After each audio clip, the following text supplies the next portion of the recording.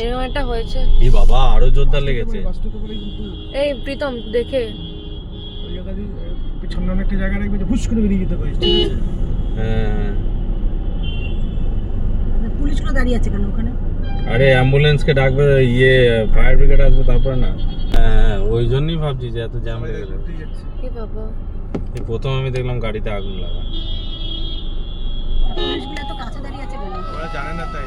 ও দমকলে চলে এসেছে মনে হয়। না এটা পুলিশের গাড়ি। ও আচ্ছা। কমার্শিয়াল গাড়ি না? না পার্সোনাল গাড়ি। ওই তো ও ওই তো তো সাদা। ওই যে হোটেল থেকে বের করে এনে দিতে দিচ্ছে। হ্যাঁ এইটা থাকলে তো এই তো হোটেলেরই থাকে না। ইস বাবা, তো প্রাইভেট গাড়ি চলে গেল। কিছু মানে এই এক্সট্রা লাগানো ছিল। এর তাহলে বোধহয় ইন্স্যুরেন্স পাবে না নিশ্চয়ই।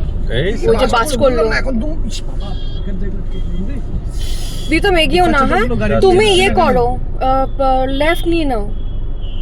লেফট কাটো বিতম। আরে দাঁড়া, এই গাড়িগুলো না শুনলে আমি কিভাবে লেফট ফাঁকা ছিল তো, তুমি কাটতে আরে এই তো কাটো, তুমি এটা বাদ দাও। লেফট কাটে বেরিয়ে যাও। হ্যাঁ দেখো ওখান থেকে যেতেও দিচ্ছে না। না না যেতে হবে, ঝাট করে বেরিয়ে যেতে হবে। ওটাই তো বলছি, ফাট করে বেরিয়ে যাও।